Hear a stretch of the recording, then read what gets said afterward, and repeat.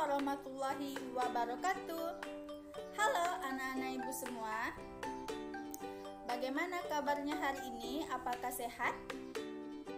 Alhamdulillah sehat ya.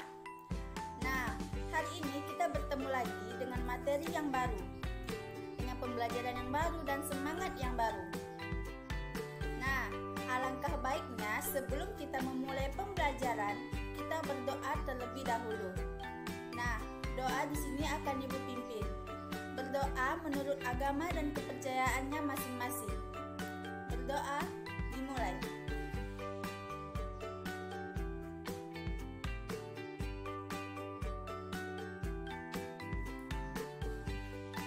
Berdoa selesai.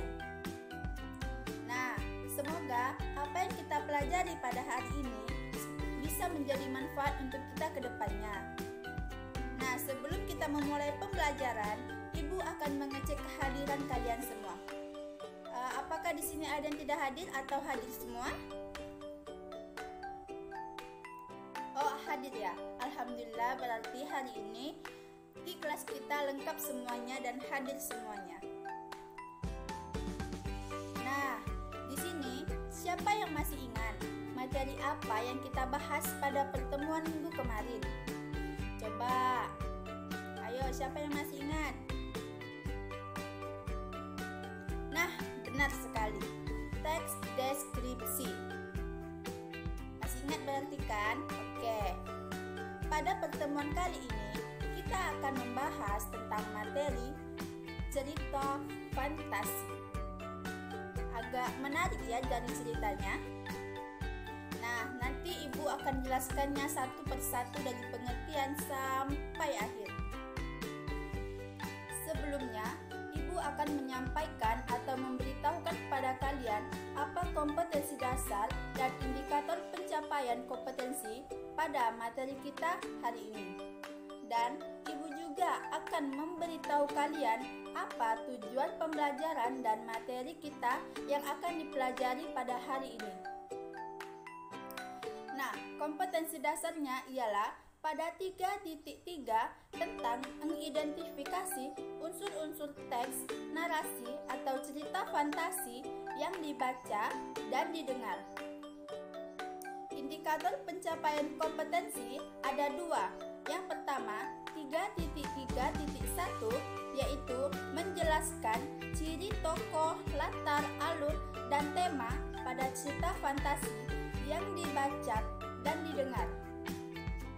Yang kedua, yaitu pada 3.3.2 yaitu menentukan jenis cerita fantasi dan menunjukkan bukti pada teks yang dibaca dan didengar.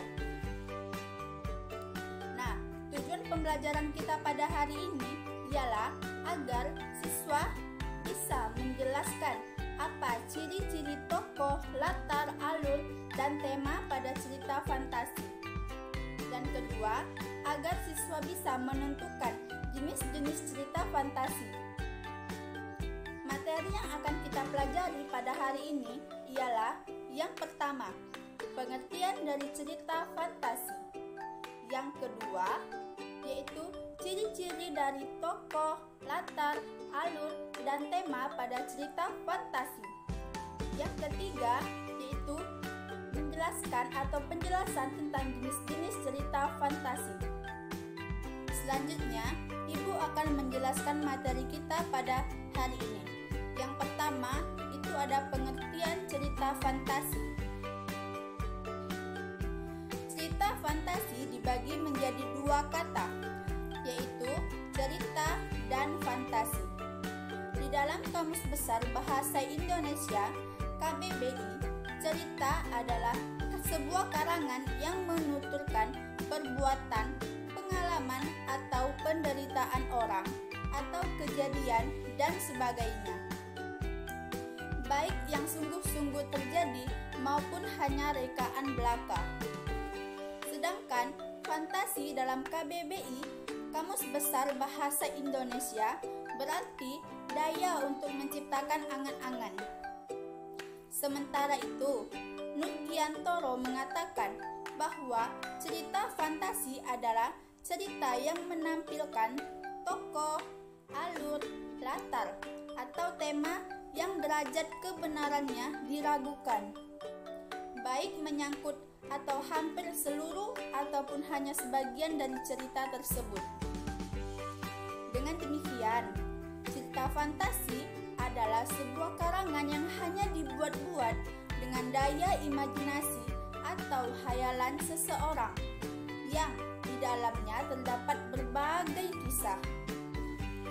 Sama dengan cerita-cerita pada umumnya, cerita fantasi memiliki tokoh, alur, latar, dan sebagainya. Sehingga cerita fantasi termasuk ke dalam salah satu bentuk karya sastra. Pada umumnya, cerita fantasi yang ditulis oleh penulis akan menceritakan tentang berbagai macam hal yang mudah dipahami oleh anak-anak. Selanjutnya, ada unsur-unsur dari cerita fantasi.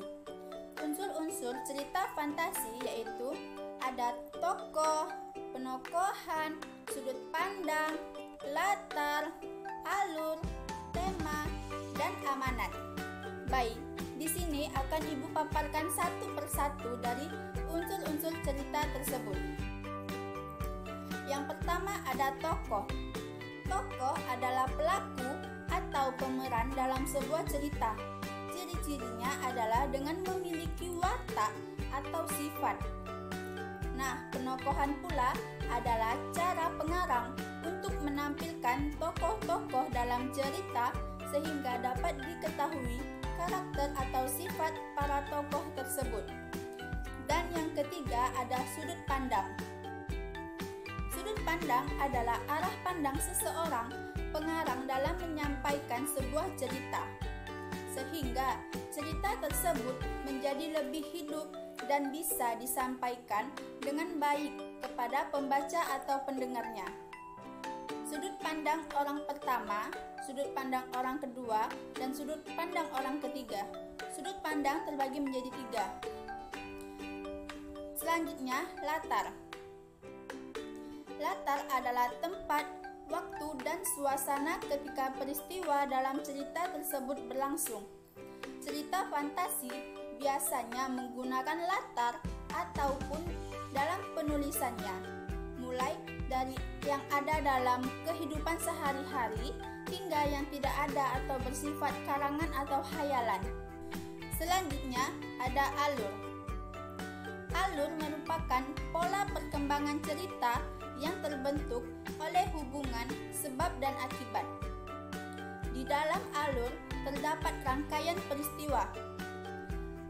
Alur terbagi menjadi 3. Yang pertama ada alur maju, yaitu alur yang tidak menceritakan masa lalu atau masa sebelumnya lagi dan terus berjalan maju.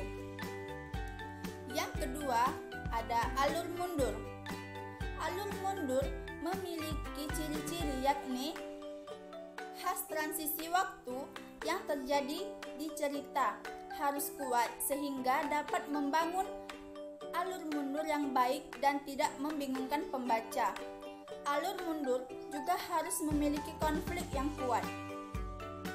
Yang ketiga ada alur campuran. Alur campuran terdiri dari alur maju dan alur mundur yang menceritakan alur cerita maju tetapi juga menceritakan masa yang telah terjadi sebelumnya. Selanjutnya ada tema. Tema adalah gagasan yang menjalin struktur isi cerita. Tema suatu teks cerita imajinasi yang menyangkut segala persoalan yang berupa masalah kemanusiaan, kekuasaan, kasih sayang, dan sebagaimananya cerita. Ciri-cirinya seperti tema biasanya dapat dilihat melalui persoalan yang dikemukakan. Tema juga dapat dilihat melalui cara-cara waktu itu bertentangan satu sama lain. Bagaimana cerita diselesaikan? Tema dapat dikesan melalui peristiwa, kisah, suasana, dan unsur lain seperti nilai kemanusiaan yang terdapat di dalam cerita. plot, cerita, perwatakan, watak-watak dalam sebuah cerita. Selanjutnya ada amanat. Nah, amanat adalah suatu pesan yang ingin disampaikan oleh si pemberi amanat atau si penulis atau si pengarang yang berbentuk sebuah perintah kepada penerima amanat atau si pembaca melalui amanat yang tertulis atau instruksi, agar si penerima amanat atau si pendengar atau si pembaca dapat menyampaikan atau melakukan amanat yang diberikan oleh si pemberi amanat. Amanat dapat diketahui secara jelas atau eksplisit dalam bentuk seruan, nasihat, peringatan, saran, anjuran, dan maupun larangan. Amanat dapat disampaikan secara langsung maupun secara tersirat. Selanjutnya, ada jenis-jenis cerita fantasi. Berdasarkan E-Modul Kemendikbud Republik Indonesia, cerita fantasi dibagi menjadi dua jenis, yaitu berdasarkan kesesuaian dalam kehidupan nyata dan cerita fantasi latar cerita. Untuk lebih jelasnya, mari kita simak jenis-jenis cerita fantasi yang akan Ibu jelaskan ini. Yang pertama, cerita fantasi berdasarkan kesesuaian dalam kehidupan nyata. Jenis cerita fantasi berdasarkan kesesuaian dalam kehidupan nyata ini dibagi menjadi dua bagian, yaitu cerita fantasi total dan cerita fantasi irisan. Di sini Ibu akan menjelaskan kalian satu persatu. Yang pertama, cerita fantasi total. Cerita fantasi total adalah cerita fantasi yang dibuat oleh pengarang terhadap objek tertentu dan cerita di dalamnya yang tidak sesuai dengan atau tidak terjadi di dalam kehidupan nyata. Hal-hal ini tidak sesuai dengan kehidupan yang nyata, seperti nama orang, nama objek, nama kota, dan lain-lain lagi. Yang kedua, ada cerita fantasi irisan. Cerita fantasi irisan adalah cerita fantasi yang berisi tentang dunia imajinasi yang dimana nama-nama terdapat nama-nama peristiwa atau nama-nama tempat masih ada di dunia nyata. Ketika membaca cerita fantasi jenis ini, kita akan mendapatkan sebuah informasi yang dibungkus dengan bahasa yang menarik. Jenis cerita fantasi selanjutnya adalah cerita fantasi berdasarkan latar cerita. Cerita fantasi berdasarkan latar cerita dibagi menjadi dua, yaitu cerita fantasi sezaman dan cerita fantasi lintas waktu. Yang pertama, cerita fantasi sezaman. Cerita fantasi sezaman adalah cerita fantasi yang hanya memakai satu jenis latar waktu dan tempat. Misalnya, menggunakan latar masa kini, menggunakan masa lampau, dan menggunakan masa yang akan datang. Selanjutnya, cerita fantasi lintas waktu. Cerita fantasi lintas waktu adalah cerita fantasi yang di dalamnya terdapat dua latar waktu yang berbeda. Misalnya, pengarang menggunakan masa lampau dan masa depan di dalam satu cerita, menggunakan masa kini dengan masa lampau dalam satu cerita, atau menggunakan masa kini dengan masa depan di dalam satu cerita. Nah, di sini Ibu akan menceritakan sebuah teks cerita fantasi yang singkat. Di sebuah desa kecil, hiduplah dua orang anak kembar yang sebatang kara, bernama Adam dan Iding. mereka hanya tinggal di sebuah gubuk. Untuk memenuhi isi perutnya, setiap hari mereka selalu berburu binatang di hutan yang ada di dekat desanya untuk mereka makan sehari-harinya. Beberapa lama kemudian, Adam dan Idim bertemu dengan saudagar yang kaya yang kebetulan ingin berburu di hutan itu. Adam dan Idim pun diajak dan dibawa ke rumah saudagar kaya itu dan menjadikan Adam dan Idim sebagai anak angkatnya. Nah, itu tadi cerita fantasi yang Ibu sampaikan. Di sini Ibu mau kalian menuliskan kembali cerita fantasi yang sudah Ibu sampaikan tadi. Kalian tulis ulang kembali cerita fantasi tersebut. Kemudian kalian tentukan unsur-unsur dari cerita fantasi yang sudah Ibu ceritakan tadi. Kita akan menyaksikan video tentang cerita fantasi. Pada zaman dahulu, di negeri timur, hiduplah seorang anak laki-laki miskin namun baik hati bernama Aladin. Karena tinggal bersama ibunya, Aladin melakukan pekerjaan kasar, bahkan pergi jauh sekali untuk mencari uang. Suatu hari, dia pergi begitu jauh untuk mengambil pisang untuk dijual di pasar. Tiba-tiba, dia berpapasan dengan seorang pria berjanggut yang berpakaian bagus dan berkulit gelap. Pria itu berbicara sambil menunjukkan emas di tangannya. Halo anak muda, aku ini teman lama ayahmu. Apa kau mau mendapatkan koin emas? Koin emas? Jika aku memetik pisang seumur hidup tetap tak bisa mendapatkan sebanyak itu. Pria itu meminta Aladin untuk turun ke lubang yang ada di bawah bebatuan tak jauh dari sana dan memintanya melakukan sesuatu. Aladin pikir itu adalah tugas yang sangat mudah. Mereka menggeser bebatuan itu, tangga yang sangat sempit lalu menuruninya. Ketika sampai di dasar tangga, dia melihat bahwa gua itu diterangi oleh sebuah lampu tua. Aladin mengambil lampu itu dan mulai memanjat tangga. Jatuh ke dalam gua, pria itu mendorong batu menutupi lubang itu dan meninggalkan Aladin di sana. Aladin melihat cincin itu di lantai dan segera mengambil dan memakainya. Di dalam awan itu terlihat sesosok raksasa. Sambil ketakutan, Aladin melihat raksasa itu. Mintalah apa saja. Tapi jangan lupa, kau hanya punya 3 permohonan. Saat itu, berkat lampu ajaib, semua yang diminta Aladin dan ibunya menjadi kenyataan.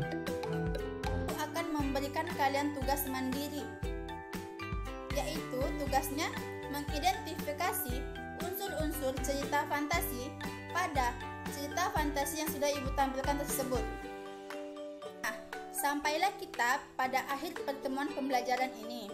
Ibu simpulkan pada materi hari ini ialah cerita fantasi adalah sebuah karangan yang dibuat dengan daya imajinasi atau khayalan seseorang yang di dalamnya terdapat berbagai kisah. Sama dengan cerita-cerita pada umumnya, cerita fantasi memiliki tokoh, alur, latar, dan sebagainya.